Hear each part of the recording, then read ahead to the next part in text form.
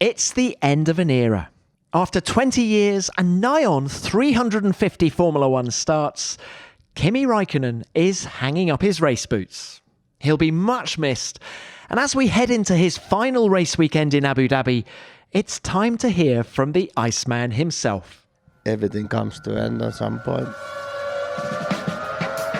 Sensational bit of passing there by Kimi Raikkonen. He's only 21 years old. Oh, and they nearly touched. Can Raikkonen sweep in yet? Yeah! Brilliant. What a brilliant move! Kimi Raikkonen wins the US Grand Prix and breaks the record for the longest gap between race wins. I wouldn't change a single thing. I mean, even if it would mean more wins or more championship.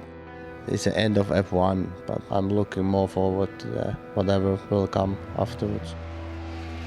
Welcome everyone to Beyond the Grid with me, Tom Clarkson.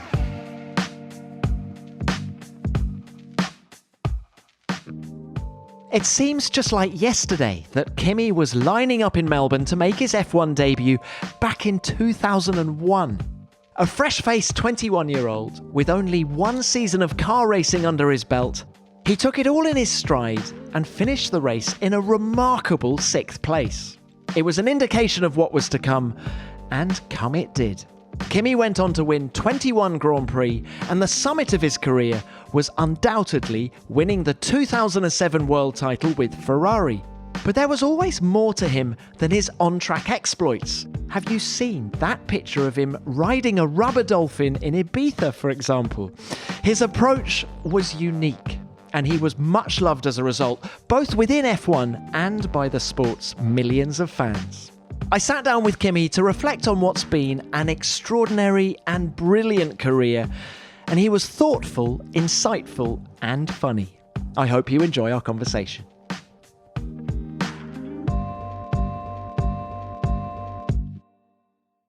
Well, Kimi, it's great to be speaking to you. The Formula One journey's coming to an end. Has the magnitude of that hit you yet? I don't think there's any big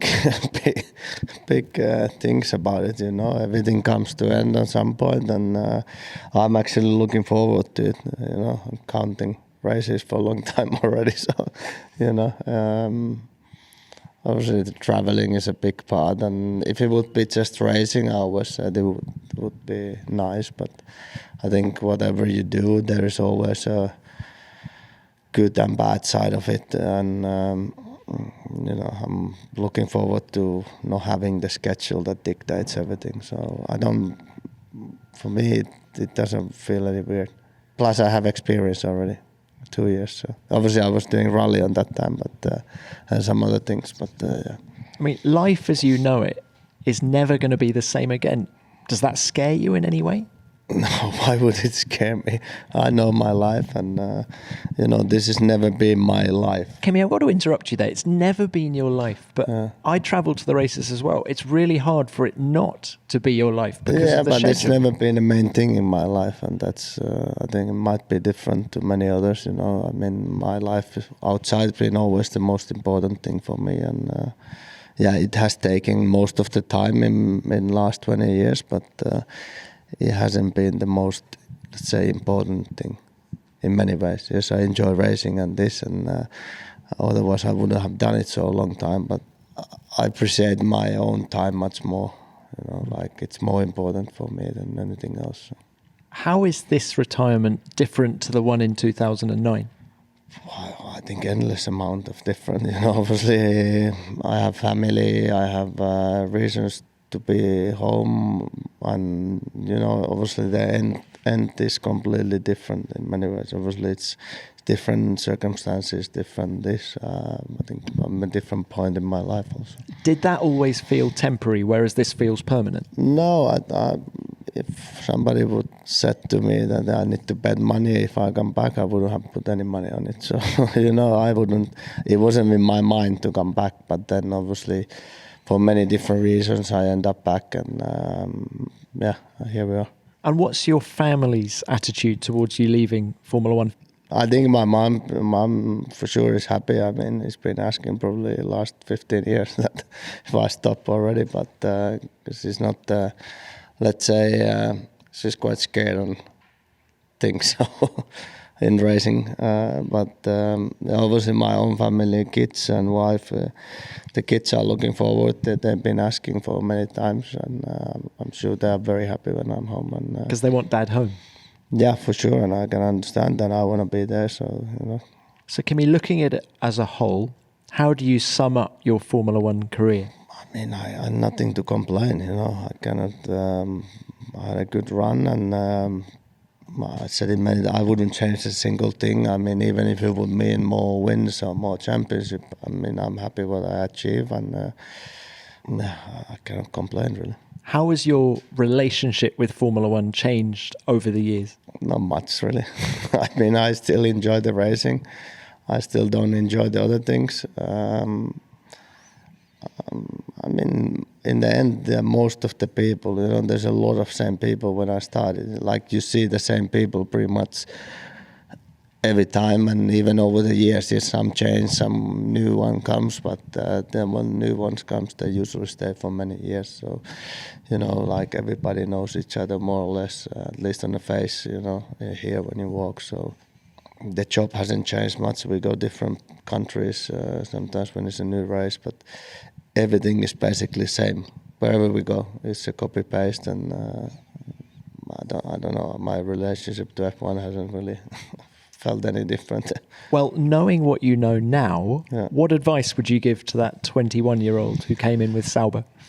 Like I said, I'm happy how I did it because I did it in many ways on my own terms. So, obviously I had to fight against it a few times, and I don't know really. I don't think there's advice that you can give. You have to obviously learn. Everything was new. Everything was completely different that I was doing for my Renault. I was never close to even F1 tracks or even seen the car before I first drove. So it's completely different story. These days, usually the drivers that come, they most likely been racing in Formula 3 or 2, or so they've been involved, on the weekend.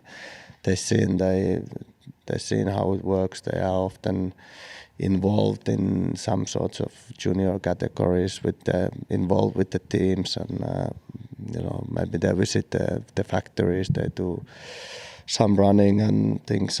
For me, it was completely new thing. So just do your best. I enjoy. Kimi, it's funny that you mentioned Formula Renault, because back then, I remember there was this furore around you because no driver had done so few races before Formula One. Can he manage? Can he cope with it? And then here we are now, 20 years later, and you've done more Grand Prix than anyone in the history of the sport. So you've gone from almost the fewest to the most. Yeah, I mean, obviously how it ended up to be happening to come in F1, it happened very quickly. When I was still in go-karts, so as a time was 2 years, but actually I did only 1 year full year of racing. And even in 99 I started for my Renault Championship, and then we stopped it after I think 3 races, and then did the Winter Series. But even that year when I had nothing else to do, I did some go-kart races for have something to do. So yeah, like 23 races done, so it wasn't a lot, but for many ways it worked out okay. Obviously there was the question about super license, and even this day, I don't know, some people say that I had it for 1 race, some 4 races, and I had no idea, and I didn't really care.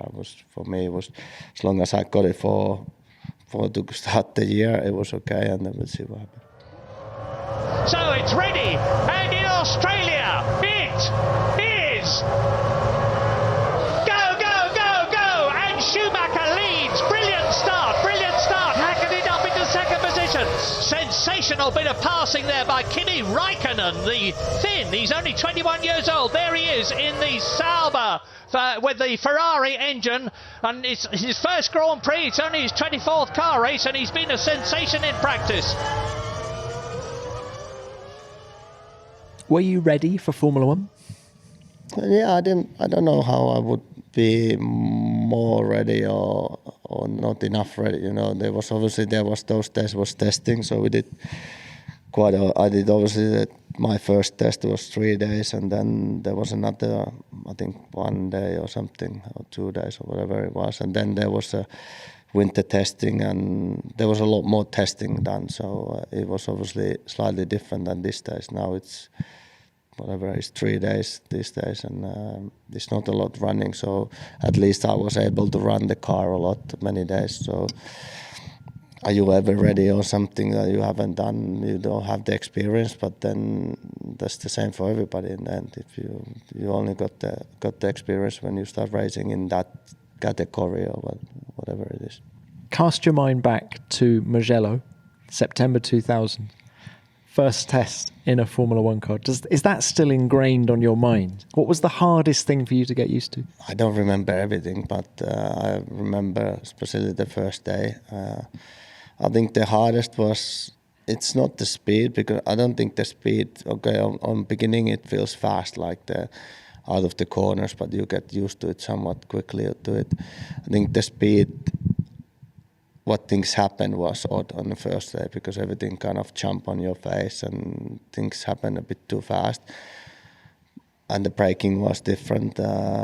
Physically it was a lot harder. Hey, Mugello's not easy, is it? Yeah, what a and track to we start. didn't have a power steering in the car, so it was almost impossible on the double right-handers. You turn and kind of lock your elbows on the cockpit and hope that you turn enough, because there was no way to move the wheel once you went through the corners. But yeah, the difficult part was that everything kind of happened too fast, but then after the first day, sleeping one night, everything kind of slowed down, and obviously we were going faster than what I was used to, but it like made sense. Like the corners didn't jump on your face, and kind of, I guess your brain got used to it, and then it felt easier. Over the 345 races plus that have come since, do you ever get properly used to that speed? No, it feels very normal, honestly.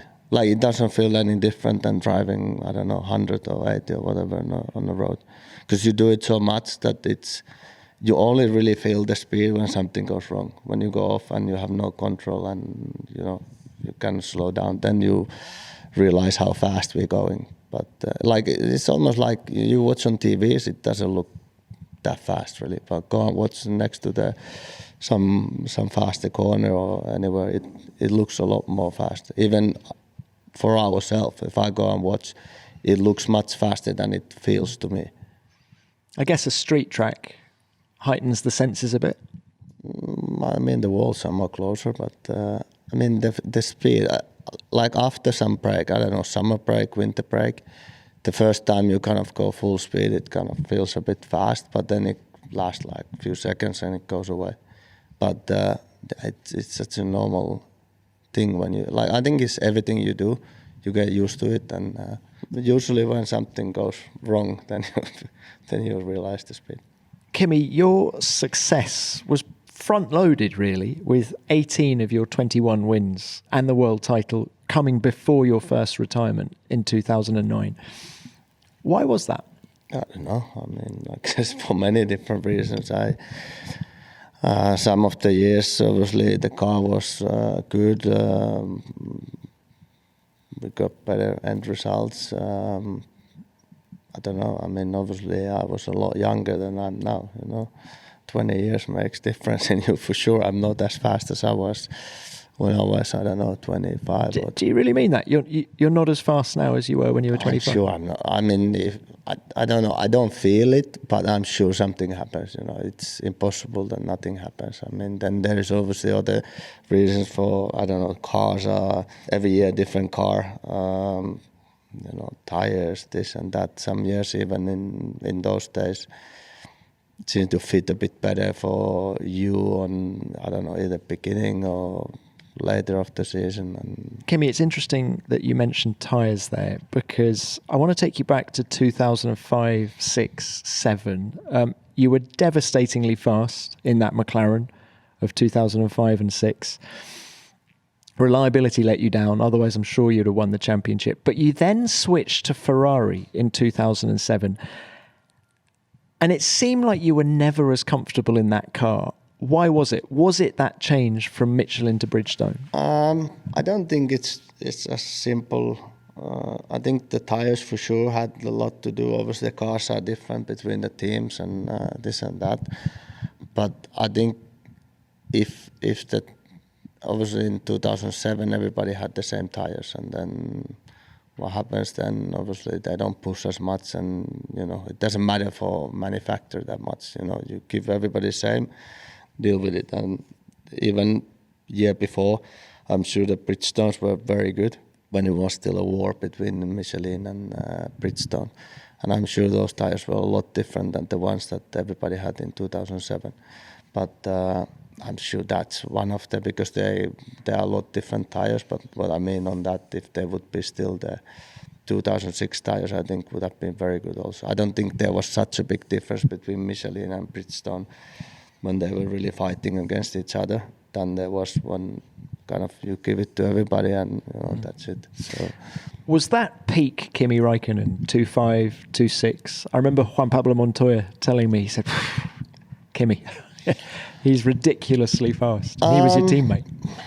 I mean, I was doing well in 2003. Obviously, our car was probably not as quick as we would have needed, but 2007, I don't think we did too badly, otherwise we would have won the championship. So obviously it took a while to get used to it, and then especially the later part of the year we were very, very fast, and especially in the race conditions always. And I mean, in Lotus times, I think I was very, very happy with things, especially 2013 before they changed the tires again, and even after that. But it depends on many different things. It's not as simple as it looks outside sometimes, and it's the small things that can make a huge difference in the outcome. But some of the Ferraris later on, I was happy with things, as things didn't always fall in the right places over the whole weekend, but that's how it goes. Now, just for a moment, let's turn our attention to the future. Because Expo 2020 Dubai and Formula One are thrilled to invite you to join the making of a new world. From the 1st of October 2021 to the 31st of March 2022, Expo 2020 brings you 182 days of what's next in art, music, food, and tech. The biggest cultural gathering in the world, dedicated to being the world's most impactful global incubator for new ideas, catalyzing an exchange of new perspectives and inspiring action to deliver real-life solutions to real-world problems. There's something for everyone to enjoy. Techies experience the possibilities of a truly connected high-tech world, from autonomous vehicles to space travel, as they witness the latest innovations and breakthroughs and take a glimpse into the future. Entertainment fans will be wowed with up to 60 live shows each and every day, and foodies will be pleased to know that there are cuisines on offer from every corner of the world. Expo 2020's sub-themes of opportunity, mobility and sustainability will inspire visitors to preserve and protect our planet, explore new frontiers, and build a better future for everyone. World Expos are a global celebration, and this is the first time it's hosted in the Middle East, Africa and South Asia region, so make sure you don't miss it. Join the making of a new world. To plan your experience, visit expo2020dubai.com. Right, let's get back into it with Kimi. He came here third out of three. He's going away in the lead. He is going to be world champion. Kimi Raikkonen wins the Brazilian Grand Prix. Okay, it's all over. Hamilton 7. By my calculations, we win the championship by 1 point. How did that change your life? I don't feel that it changed my life. It's probably changed more how people look to you. Doesn't really make any sense, but that's what happens, because maybe they look more what you achieved than anything else. But obviously people probably recognize me more, and I had to do more things for a while. But I wouldn't say that it really changed my private life. But as we look back on your career, how important is it to say, I won the World Championship, I achieved a life goal? Obviously, it's nice. It's something why all of us are here. And unfortunately, only one wins every year. And lately it's been, or if you take the history, there's a lot of same people who's been winning most of them. So it's something I always wanted to do, and I achieved it. And also with Ferrari, I think it was nice to win with them, definitely. But I don't know, it looks better on a paper that it makes any difference in the life. In many ways, people might look you differently because you have won, rather than if you don't. But does it really make any sense? I don't know. Are you surprised that you're Ferrari's most recent world champion? Yeah, but that's just how it happened, They come close sometimes. But when I left there in 2018, I said I wish them all the best and hope they will change that soon. But it hasn't happened yet. But maybe, who knows, maybe next year or in the near future. Do you think your talent deserves more than one world title? I don't care really. I mean, I said it always that I wouldn't change even if I wouldn't mean that I win more races or championships, because change is one thing, and I don't think we would be here today. So, and my life would probably be different. But I tried and we failed a few times, but that's a part of racing. So, if I was to ask you to pick one season, is it 2007, or is that too obvious? One season that really stands out? Obviously, because we are here to try to win the championship, so it's quite obvious answer. But I mean, I had good years, many years, maybe even the years that, or especially races that maybe nobody noticed. But as a team, we knew that it was good for me because you started somewhere and you did something that we didn't expect. But so there's a lot of, if you end up finishing, I don't know, 5th or wherever, you might have done very good job. But also there's a lot of races like that. Because we're talking now at the end, have there been any moments, any discussions with teams that we didn't know about at the time that you can share now? Did you get close to moving to Mercedes? Did you get close to being Schumacher's teammate at Ferrari? Is there anything like that we can talk about? I'm sure there's a lot of what we could talk about, or people outside generally doesn't know, but I have no interest to, even talk about it. You hear a lot, you see a lot. I don't get involved in most of the things, so that I don't feel that it's nothing to do with me. So I'm sure over the years there's a lot of different discussions and options, but I chosen things that felt right to me on that time, and like I said, I wouldn't change the thing. Kimi, you say you didn't get involved in that side of it, but you must have been steering the direction of the conversations. Did you quite enjoy the silly season? Right, what's happening next year? What are we doing? No, I'm never into those, because if you're into rumors, you have nothing else But you're time driving. to do than looking the rumors. So I'll take it as it comes, and I know a lot of things, but I have no really interest to get involved. Kimi Raikkonen, 23 years old, wins his first Grand Prix. What a start to the 2003 Formula One season. Fantastic. Kimi Raikkonen wins the US Grand Prix and breaks the record for the longest gap between race wins. Grande Kimi, grande Kimi. Yeah, thank you. Finally. 21 wins. Which was the best? Somebody asked me a while ago, but I think the most important obviously was to win the wins that came with the championship, because they, as an end result, they were more important maybe, or they might be more important to win as an end result and looking the championship than others. But I think they're all different, and some came more easy, some came much more difficult. And obviously the first win is it's nice because you have never done it. The last win was very, very nice because it took a while again, and I don't know.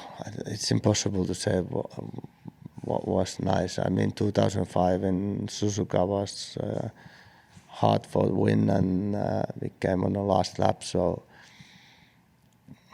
does it make it better than the others? I don't know really. The initial euphoria of that one, it's hard to forget, isn't it?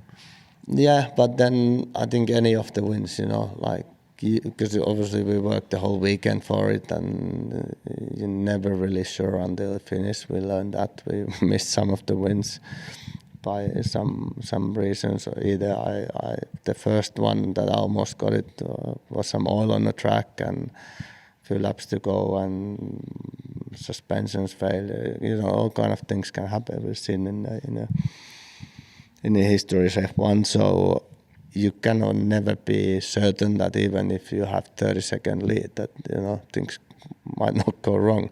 So I think you always wait until, and then obviously it's great.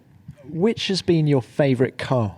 Probably the 2005 McLaren. I mean, 2003 was also good, but it wasn't, let's say, fast enough. 6 was good, but the engine wasn't probably where it should have been. 7 was good, Ferrari, Lotus. Kimi, you finished third in 2012 in the World Championship in the Lotus. Yeah, and I probably would finish third also if I'd done all the races in 13, but yeah, they were good cars, I enjoyed, and it doesn't always mean that the end result needs to be the win or something that you enjoy. It might be a great car, but for whatever reason it's not still fast enough, and or some odd things happen over the year. But it's been a lot of good cars, a lot of average cars, and some bad cars, some cars that never even made it to race. But all of them driven very quickly by you. Some days at least. If I was to ask you, where did you generate your speed? Is there one particular part of the track or the corner where when you look at the data, your teammates are all going, "Oh God, I don't know how he's done that"? Honestly, I've never been that much into. Obviously, I see the data and that, but I always try to more concentrate on my own things, and then the end result is what it is. But it's hard to try to explain to anybody, because I think it happens automatically. If I would need to start thinking that, okay, I kind of like people when they ask that, okay, where do you know, like you have a break, you watch something that you break on this time, and I think if I had I don't know, whatever it would be, some marking on a track or wherever it is, I think it's, if you need to watch something and break, always, I don't think it happens automatic enough, and then it would never be fast enough. I think it's just pure feeling. You kind of see the corner is there and you brake when you feel that's right, and it kind of comes automatically. And that's the only way of, I think, how things happen. So it's also very difficult to try to explain somebody that, oh yeah, I do this or that. If somebody asks what gear I am on some corner, half of the times I wouldn't know, because you do it by feeling. And it's not like you watch the number on the dash that, oh yeah, I'm a right gear, because then something it's not. Which leads me to ask: were you always straight with your teammates? Would you share data? Would you share what gear you were in, even if? I mean, everybody can see it. As long as I've never been in a team that the other guy wouldn't be able to see your data. That, I think, as a team, it would never be good, because then you have two teams in one team, and it's never going to be healthy, or it's never going to take the team forward. But I never had anything to hide, honestly. I don't remember at least that I would try to even hide with something. Alonso at Ferrari, for example, it was still an open two-way. Yeah, there was nothing like that. What about engines? You've raced a lot of different ones, V10s, V8s, of course the hybrid now. Which one have you enjoyed the most? I actually enjoyed obviously when this hybrid came, they were at Ferrari, we were not on a level where we should have been. So in the beginning, the drivability probably wasn't as good as we used to and all these things. But let's say the second year onwards, they improved a lot. So the hybrid is your answer? I like, because they're not so noisy, honestly. Because as a working is much nicer. When it's testing or something, it's not that crazy noise all the time. So we kind of... You can actually have a conversation. Yeah, so we kind of got used to. Obviously, in the beginning, it's a bit weird, but also when you're driving, it's quite nice, actually. Even we have earplugs and everything, they were still noisy ones. But I think once they got to the level that we are today, like pure driving, the sound is different, but nothing else is really different. But I think in a way we could be still racing the V10s.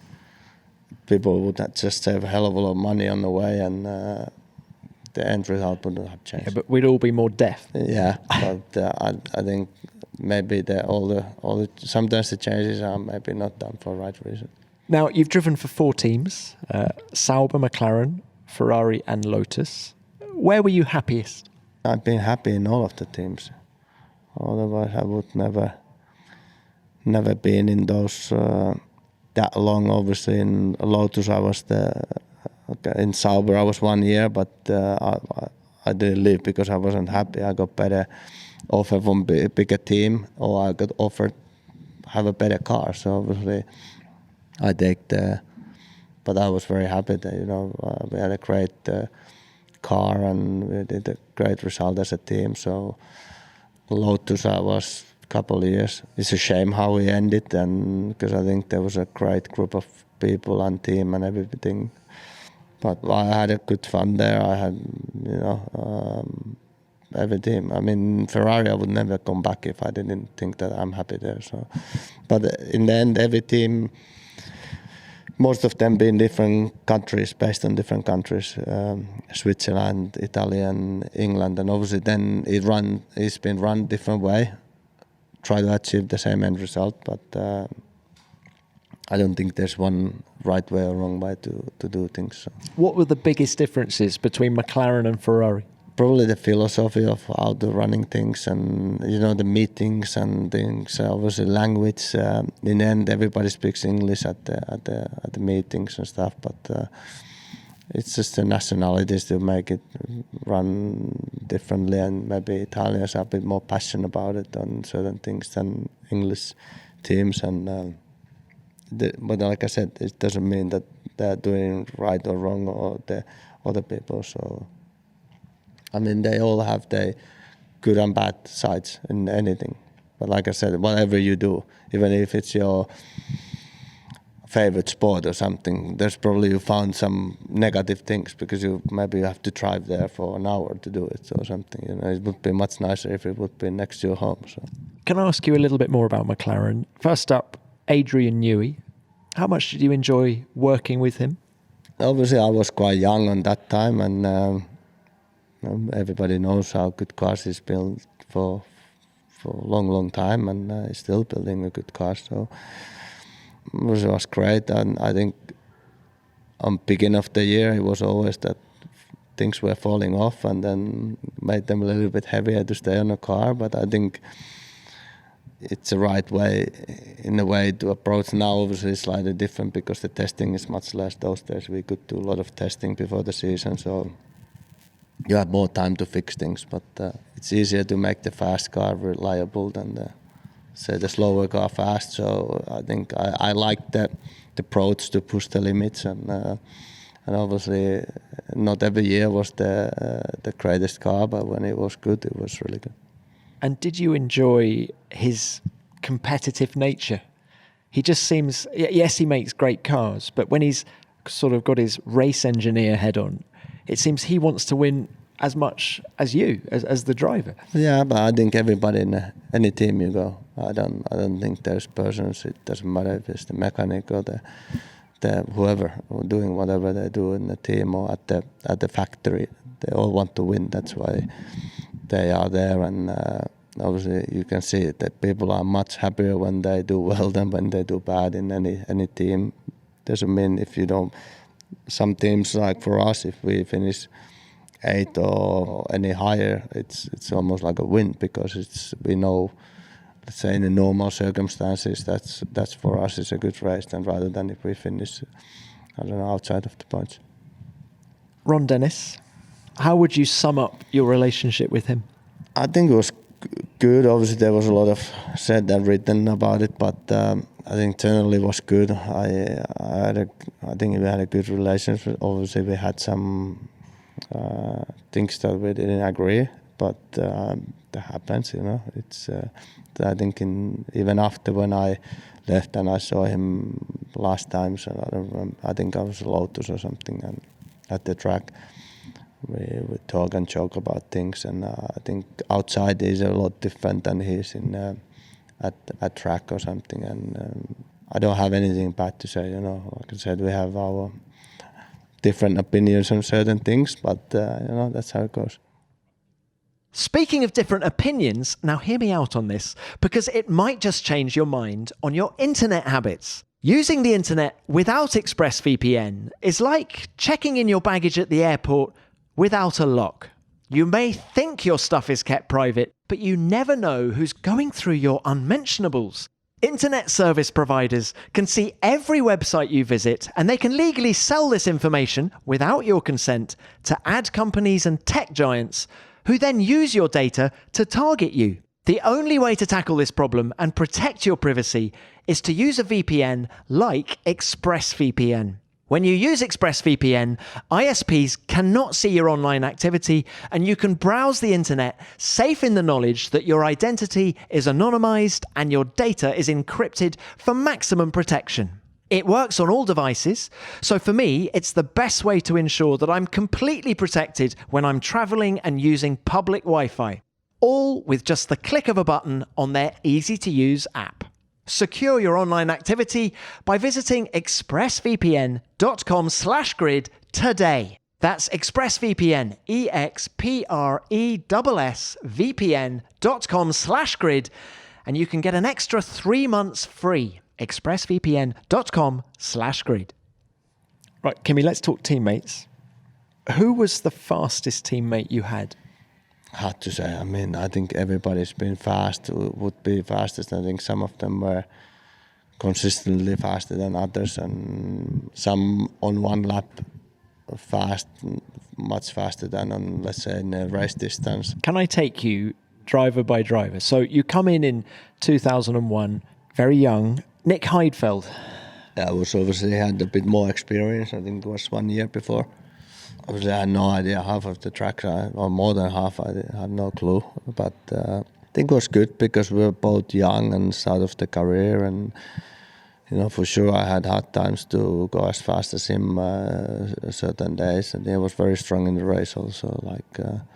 So I don't know how to say fast or not fast. I think every driver is somewhat fast. Coulthard, David Coulthard. So you're now at McLaren.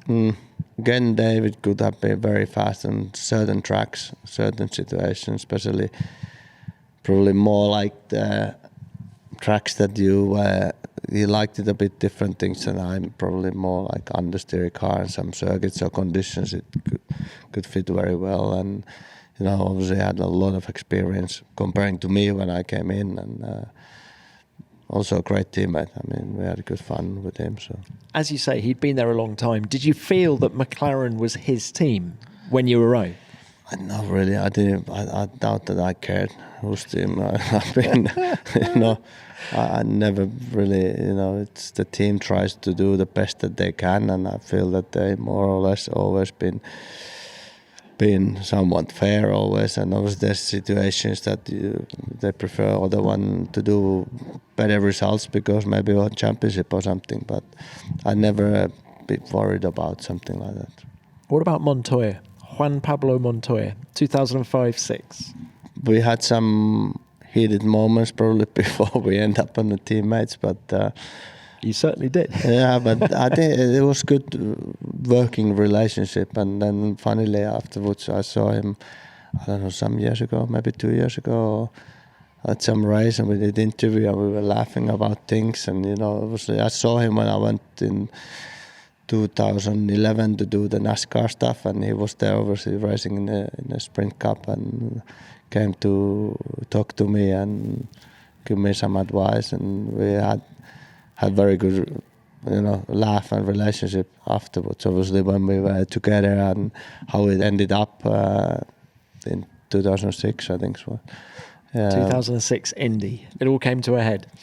Yeah, but I don't think it wasn't as much between us two than it was probably with him and the team in the end. So, I mean, we worked okay together, and I don't feel that we had like really heated moments that much. So, and like I said, we laughed afterwards about it, but obviously we were both wanting to win and do well, and then he had this issue with his shoulder and this and that, so it wasn't the easiest for him. But he could be very fast also when things Could be very fast. Right, what about De La Rosa? He steps in for that second half of 2.6. Yeah, obviously we worked with Petro. He was there quite a few years. Yeah, as the test driver. Yeah, so we knew, and Alex was there. He did some of the races in 2005, and I think both of them did.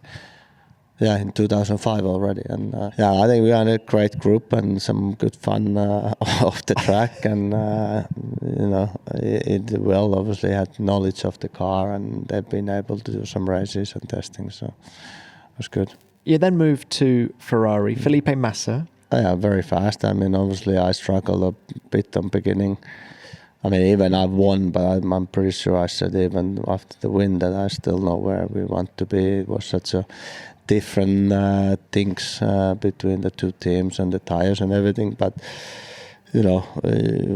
definitely had to get my best out every time to try to beat him. And probably I was a bit stronger in race than I was in qualifying. And compared to him? Yeah, I mean, I still could, beat him in qualifying here and there, and I think it was quite even. But he's been very fast guy on one lap always. Romain Grosjean, we're now at Lotus. Yeah, obviously then we were quite different. As our career, I had much more experience. Obviously, I came back from being away a few years, but to me it felt like very normal. It didn't feel like I somehow was a long time away, and it felt quite normal to me come back or driving the car. So he was more to starting. I think he did 1 year on some point before, but again, he can be really fast on one lap, and then for sure on the race he had more difficulties, especially to start with, and then he kind of was improving. So was it always smooth going at Lotus? Because I'm reminded of a radio conversation that happened, I think it was India. Kimi, get out of the way. Around the outside goes Grosjean, and he forces him wide as Kimi Raikkonen. Yeah, and Grosjean having to go off the track there as well, and now allowing Raikkonen to take the place back. Yeah. Where but okay, it wasn't Alan between Permain us. got on the blower, didn't he? It wasn't between us as a drivers. Yeah. It was a bit heated with the team. Yeah. And I think it got a bit more heated because of how things end up there. And like I said, it's a shame because it was a great team and great group of people. And but then with all the issues they have, a lot of people start leaving, and kind of we all know what happened after that. So then it's back to Ferrari. Fernando Alonso. Now, obviously, you'd raced him closely when you were at McLaren in the mid-2000s. What was it like having him as a teammate? I think he's always been very good. As a teammate, I cannot say that there was something odd happening, as between us. I mean, and for sure I didn't have a very good year. I didn't, for many reasons, I didn't do that well. But we all know he's fast in every weekend. So. And as a driver, do you like having a teammate who is one of the best, as in Fernando Alonso, or do you prefer? Or do you prefer? I remember Gerhard Berger saying that his ideal teammate was the one who was a second a lap slower. But how was it for you? I mean, in the end, we don't. At least I've never been in a position to pick up who my teammate is. So, it could be anybody, and I think in a way it's good because it kind of pushes always, and you push each other, and I don't see any negative on it. If you purely look at, I don't know, the numbers of this or qualifyings and this and that, maybe then some people are more interested in those. Honestly, I'm not so fast about it. Even if I don't win in qualifying, my teammate, and to me the race has always been the important part of the weekend. Have you enjoyed renewing your rivalry with Alonso this year? Does it feel different this year compared to 2014 or the mid-2000s when you were both fighting for the championship? I mean, we have had some good battles this year and end up racing against each other. And is it different? I don't know. Obviously, we are both in different part of our, in the careers that we were in those days. And I think one thing that you notice that you can race with him very closely, as we always was the same thing, and you kind of know what's going to happen and what's not going to happen. So in that way, yes, it's different. you kind of get what you expect. And maybe with some other people, you are not so sure. What about Sebastian Vettel then? Obviously, great guy. We had a good relationship always, and very particular on his working. He works hard, doesn't he? You know what is hard, what is not hard, but it's very. You know, it might take a while. You know, He's writing all those notes, isn't it? Yeah, but then everybody has their different way. You know, it doesn't always. You know, people always he must work hard because he lives the last. You know, not him, but as generally.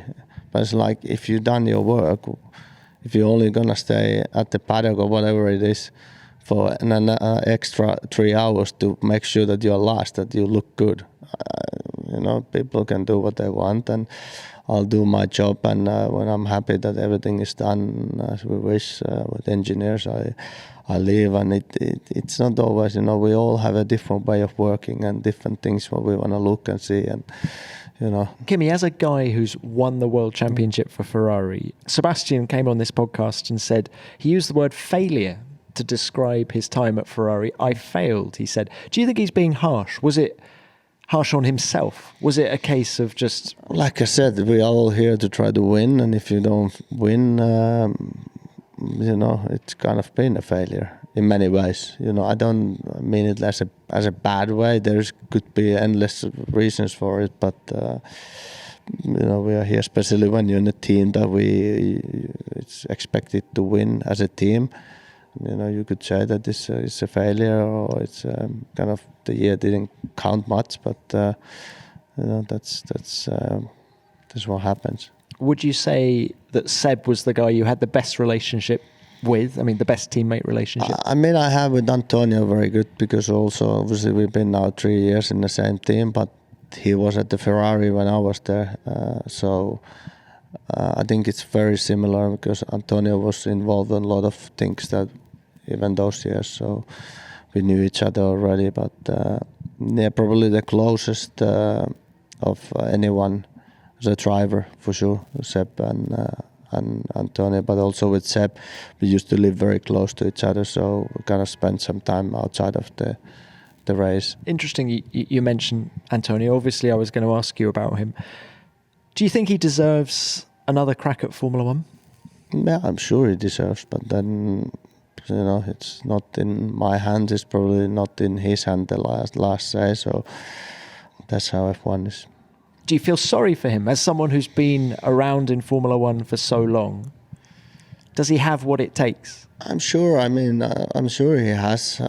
You know, it depends where do you compare and how do you look at it. But again, it's, you know, it doesn't always mean it's F1 is not as straightforward as a sport. You know, that even if you do well, you might end up without a car a year after, and that's F1. That is F1. So, Kimi, who do you owe the most to in your career? Is it a team boss, a friend, or someone else? Of course, my parents. Without them, obviously, I wouldn't be here at all in the first place. But then, obviously, there's a lot of people on the way. You know, it's them making it possible on beginning, and then we had our cousins' parents were helping at one point when we really struggled, and you know, endless amount of people obviously on the way. For sure, people that I don't even remember or even know in beginnings, but. Yeah, later on, then Robert Jones. Without them, for sure, I would stayed in go-kart, and later part, obviously, family and my own family, and yeah, a lot of people, Marky, and you know, it's there's not just one guy or woman or anybody. So. The Mark Kimi just mentioned there is Mark Arnall, his therapist and trainer. Mark's been by Kimi's side for almost his entire F1 career, and very few people know the Iceman better. Since the end of 2001 I've worked with him, and honestly he's been a great boss. It's the funny thing is I don't really view him so much as a boss, and I'm sure he doesn't really view me so much as an employee after all these years. But no, it's been great. I don't think it would have lasted this long if there would have been any sort of real issues. How would you sum up his approach to Formula One? I mean, he just loves the driving. He wants to turn up, drive as quickly as possible and go. As I think everyone knows, he's not a big fan of the PR side of things. So I think his interest is purely in the driving side. But he's always had that passion for driving. He's ultra competitive in everything he does, to be perfectly honest, not just the driving. So I think, like I say, from a driving point of view, if he could just walk here, get in the car, drive it and leave, he'd be perfectly happy. Now, over these past 2 decades, when do you think he was at his peak? I mean, obviously in the McLaren times, I think everything gelled really well in McLaren. He had a great team of people around him. He had a great car. He had some great opportunities to win. He was young. I think when you're younger like that, you take more risks. And I think his driving style fitted very well with the car, with the tyres at that time. Also sort of leading into the early Ferrari years, I think he was still sort of super quick. But I think if I was to name one time, I'd say the McLaren time. Have there been any physical issues along the way that even perhaps we didn't even hear about? Kimi had a big crash in Sauber, so I wasn't working with him that year. That was 2001. And I think he hit the wall at 200 miles an hour in Magny-Cours and had a degenerative disc in his lower back as a result. And that's taken a little bit of work to stabilise, fix. But other than that, no major problems, sort of small bumps, doing things like motocross, skidoo that I'm sure the team bosses weren't so happy he was doing at the time. But he bounces well. What do you think has been his best race? Best race? I mean, the ones that I enjoyed the most and I thought gave me the sort of biggest buzz, I think would have been Austin in 2018. His last race with last win with Ferrari, and I think other than that, probably Japan 2005. Just sort of, I was hanging over the pit wall and I could just see him sort of get ahead of Fisichella sort of before he went through the first corner. So I think those two will probably be the standouts. Was Kimi a big one to celebrate his wins? He always struck me as a guy who moved on pretty quick. But yeah, I think from the races that weren't so good, he moves on very quick. He shuts the page on that pretty fast. If things hadn't gone so well, he moves on for sure. It's I think the celebrations, I think every driver celebrates sort of wins, championships, all that sort of stuff. So yeah, he's celebrated pretty well over the years. God, he has, hasn't he? In fact, that's an interesting point, Mark. Kimi has done it differently to everybody else. When he goes off partying, and he has talked about the previous time he was on the podcast, he talked about this 2-week bender he went on and stuff like that. I mean, it must be a massive headache for someone like you. Or do you feel that you need the off time as well as the on time? Yeah, it's a really interesting thing because, I mean, it does create some issues for sure. I can remember a few phone calls from Ron Dennis when Kimi woke up on a rubber dolphin in Ibiza. Thankfully, I wasn't there, but the phone call and the introduction from him wasn't particularly great. I think I had a few P45s filed at the time. But I think it's one of these sort of things in sport. You can say what is correct, what is not. But I think what people never really understand is that anyone performing at the sort of level these guys perform at, or in any sport, whether it's basketball, football, sometimes you just need a release. And if that's what gets your head in the right place and sorts you out, and that's what you know you need, just the break and the party, then I think it takes a very understanding sort of team boss, if you like, to actually say, okay, if he needs that, then let him go, have the party, get it out of his system, and then come back and perform. It's like I say, I think it happens in many sports, and to try and stop that from happening, to say you can't do it, doesn't work very well. Mark, it's the end of an era. How emotional is Kimi leaving for you? Obviously, like I say, it's been a great experience. We're privileged in a way to spend a career with these guys, sort of going through the whole Formula One thing. It does get emotional. It's like, I think it's like being here in Brazil. It's like, what was it, 14 years ago we won the World Championship here, and it's just crazy to think back to all those times. And I think it will probably sink in more afterwards because we're traveling so much at the minute. But every time I kind of like come to a race, I'm like, oh, is this going to be the last one? It's definitely the last one with Kimi. And there are lots of memories you have, good and bad, that have happened in all of these different places. And I think, like I say, it is emotional on lots of different levels. But it's going to be interesting to see how I feel afterwards, after the season finishes. I think that's probably when it will hit me the most. Shed a tear? Maybe. It's great to get Mark's insights and memories from his 20 years of working with Kimi. There's still plenty more to come from the man himself, including his plans for retirement. But first, I need to tell you about my new discovery. We often talk about the power behind the cars on the F1 grid. But what's fueling the F1 teams? Well, I can tell you. It's Mission Tea. Mission Tea has fast become a new favourite in the F1 paddock and part of the daily routine for hundreds of elite athletes, including Team GB. And I've made the switch too. I needed to because I was stuck in the cycle of drinking coffee to get a boost of energy and to battle jet lag, only to find myself crashing again just a few hours later and reaching for, guess what? More coffee. Something had to change. Now, Mission Tea have created a new range of 100% natural hot and cold performance teas to provide something we all need: sustainable energy. Their energised tea blend with green tea, cocoa and ginger has been a game changer for me. The difference in my body and mind is incredible. Not only do I feel more alert for longer, thanks to the slow release of energy it provides, it also has a wonderful calming effect, helping me feel more balanced throughout the day. And we think you guys will love what Mission offers as well. So we've partnered with them to give our listeners 20% off your next Mission order. All you need to do is head to missionuk.com, choose the teas to fuel your day, whether you're looking for better energy like me, performance or recovery, and enter the code GRID, all one word, at checkout. That's GRID at missionuk.com. In the words of the guys at Mission, go fuel your extraordinary. But for now, let's get back to the final part of our chat with Kimi. This is Kimi Raikkonen getting very close indeed to Nicholas Latifi. Yeah, good reactions there, cat-like reactions from Kimi. Might be the oldest driver on the grid. Yeah, it's got the cat-like reactions today before he takes the cat-like pose on the sofa next year. We are certainly going to miss him. So Kimi, retirement. You're a long time retired. You're only 42.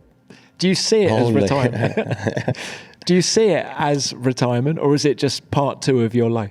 I mean, for sure, retirement as a F1, but like I said, I retired already once, and in my head at least 10 times, but, I'm looking forward to it, and I mean, it's the end of F1, but I'm looking more forward to whatever will come afterwards. So. How do you think you're going to feel when we're all in Bahrain next year?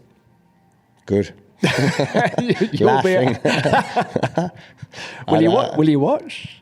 I don't know. I mean, honestly, I didn't watch much at all when I was away 2 years.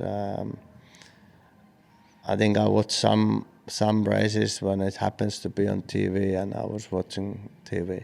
But I'm definitely not gonna put the alarm on that, okay, this is a race happening, and but I'm sure I will see some races.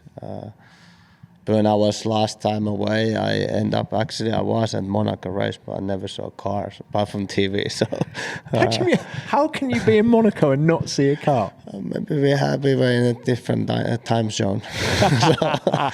Oh, Kimi, that reminds me of when you were last on the pod. You were telling us about a 16-day drinking binge that you went on. I think you were probably. I'm not, but you were asking. It was between Bahrain and Spain, I think you said, and then you were finished on the podium. You said earlier in the pod you did it your way. You most certainly did, didn't you?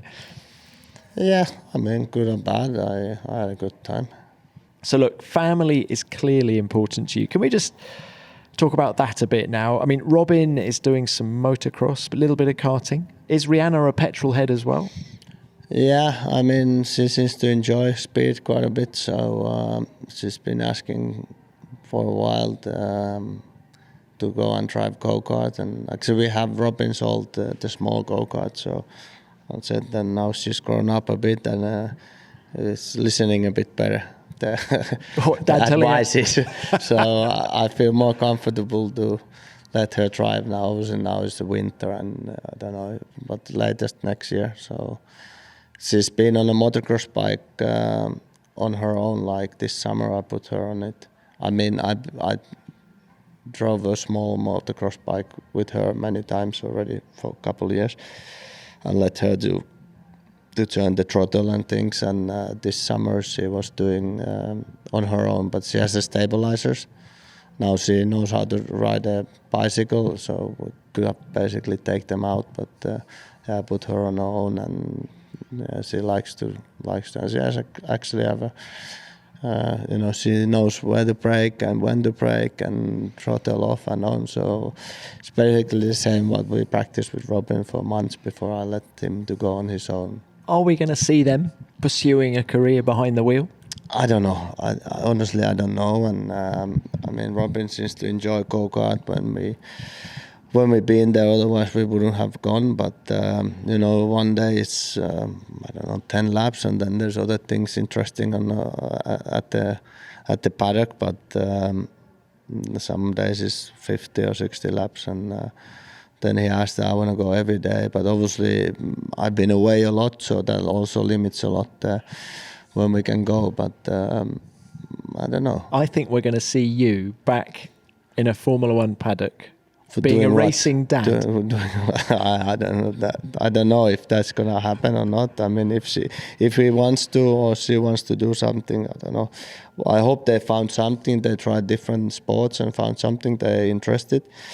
And it's much better to do different things and try to find something that they're really interested than doing nothing or hang around at the stations and doing some naughtiness. So time will tell, but if that happens, yes, but on other reason, I'm not going to be here. What does your wife Mintu make of their interest in motorsport? Is she a petrol head? Does she love it as much as the rest of us? I think if the weather is good. But no, she likes to see when they're happy and doing different things. And I think for sure, as a mother, there's a bit more worried on things. But especially with Robin, she can see how smartly he drives and not doing any craziness. So she's a bit more relaxed. But with Rihanna being so small and still learning, she's a bit not worried. But when I'm with them and doing things, she's relaxed. But say even I would want somebody else to. And Kimi, what about? I know you've said endlessly that you don't know what you're going to do, but let's assume for a minute that you just continue to do what you do in between the races now. What is that? Is that motocross? Is that, what gets you out of the house? I mean, I do motocross when I have time, and obviously in Switzerland. You still have your own team? Yeah, and in Switzerland it's a bit difficult. Obviously our team is based in Belgium, so it's not that far away. In Finland it's easier because we have a track at home, but normal things, very normal things. We try to be a lot outside doing normal things. If the kids likes to go, I don't know, skate parks, to use their scooters or bicycles, and we go bicycling all together, and very, very normal things. And are you interested in business? Are we going to see an internet startup by Kimi Raikkonen? Probably not, but I mean, obviously, I'm sure I found something to do, and but honestly, I don't even have interest to think about it too much now, because one of the reasons why also I want stop that I don't want the schedule to run, my schedule to dictate the whole family's life in many ways, and I don't feel that I want right now to plan massively something and to know that come February that I have big plans. I want to just see what happens, and if I do something or not, and what it will be. And so is it almost you want to put other people first? Yeah, for sure. I mean, and I want to spend time at home more, and not having the knowing that next Wednesday I need to go to wherever it is. So I like to be at home, do normal things, and obviously a lot of people said, "Oh, you're gonna get crazy after half a year," but I like it at home. I always say that maybe you should find another home or another people in your home if you feel like that. I have no issue to stay there, and I'm looking forward to it. Do you think you'll stay in touch with anyone from Formula One, or do you just want a complete break? No, I'm from sure everything? I stay. A lot of friends over the years and people that I stay in touch even when there's no racing. And I don't see, people. I feel people are like, oh, it's sad we don't see it. But these days we have phones at least, so and we can see outside if we wish. And obviously, it's complete. Even over the weekend, when you see your friends or I don't know, you talk. It's always in a hurry, and we all rushing all different directions and meetings and this and that. So I think it generally is anyhow much nicer when you kind of meet up outside. And what will you miss most about this crazy world of Formula One? Racing. What bit? Is it when the lights go out? No, the racing, the driving part basically. It doesn't matter, if it's for sure the race is why we are here. And but I honestly don't feel that I'm gonna miss it that much. I'm sure there's the days that it would be nice to do racing, but then there's an endless amount of different categories and different things that you can race. So, what about in the days when you were fighting for pole positions? That final lap in Q3, is that the thing that really got you? I don't think I've never been a big fan of that. I'm more fan of race than qualifying. Really? This is the race. And the car's on the limit. We are here. Why? The fastest laps of the weekend in Q3. I mean, it's the reason why we are here working the whole weekend or from Friday to Sunday is the end result of the race. So that's to me always been the most interesting. And you need to be on the limit. Whatever, if it's 2 seconds slower because the fuel level doesn't mean that you're not on the limit. If you're not on the limit, you probably not try to go fast enough. But that's I always been, I think, more fan of that. So Kimi, how do you want to be remembered by Formula One fans around the world?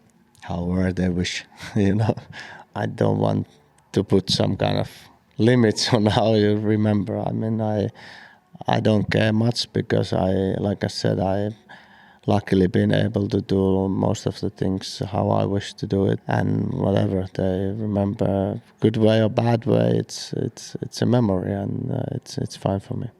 I find that extraordinary because you have been the Iceman has been one of the most popular drivers. You have this huge fan following.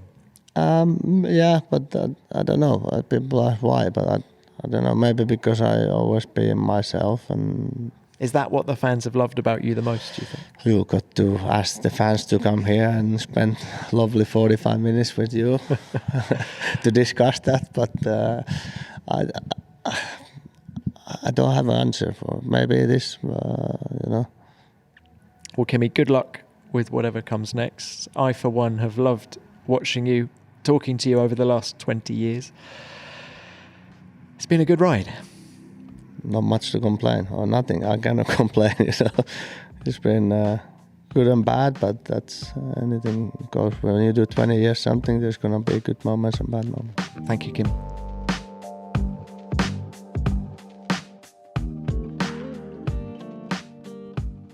What a legend. As Kimi says, when you do something for as long as he's driven in F1, there are going to be good moments and bad moments. And that's what's made his career so colourful. I loved hearing his recollections and his honesty. The way he explained the simplicity of his approach and how he drove using pure feeling with no brake markers, for example, was fascinating. That's proper talent, you could say. I could have guessed his favourite car, the 2005 McLaren, but he surprised me with his favourite engine. I expected him to go for the V10 era, but he chose the current V6 turbo hybrids, which is really encouraging on many levels because Kimi always tells it as it is. Good luck in retirement, Kimi, and enjoy your time with the family. We'll miss you in Formula One, and fingers crossed we'll continue to see you in the paddock. And many thanks to Mark Arnall as well. It was great to get his insights on Kimi. And good luck with the travel fit business you're setting up, Mark. I think it's made for someone like me. Now, as ever, please remember to send in your thoughts and stories on Kimi. How much have you loved having him in Formula One? Is there a best race that you want to share? Let me know, and remember, I'll read out the best ones next week. Which brings me on to what you sent in about Pedro Diniz after last week's episode. It was wonderful to hear from Pedro again, and our conversation triggered a lot of nostalgia. Let's start with this from Paul Leggett. Loved the Pedro podcast, he says. I remember arguing with my late dad about him, who said he was just a pay driver, a tag that he had at the time. My point was that no one gets to F1 on just money alone, and I think Pedro proved this. I agree with you, Paul. And Pedro really could be fast on occasion too, couldn't he? Next up, let's hear from Ivor McIverface. I loved hearing from Pedro Diniz, and especially his thoughts about flow. I'm wondering how many times he's read Flow by Mihaly Csikszentmihalyi. Love Tom's insight and Pedro's candour. I wonder, Ivor, Pedro has certainly worked out the importance of the mind in the years since his retirement, hasn't he? Next, let's hear from Leverage 1990. This interview was a really pleasant surprise and brought back memories from childhood watching F1 religiously. It's great to hear that Pedro is doing well, and it's really interesting to hear what former drivers do after their racing careers. Childhood memories, Leverage 1990. Now you're making me feel old. But I'm glad you enjoyed hearing from Pedro again. And finally, let's hear this from Oliver Beck. This is what we need. More, please. Would love to hear Frentzen, Fisichella and Irvine too. Pedro was often seen as a pay driver, but he really took the fight to some of the best. Take a look at his excellent drive to 5th at the 1997 Luxembourg Grand Prix. Well, you're bang on right there, Oliver. Pedro drove some great races, and yes, I'll continue to try and speak to the other drivers of the era.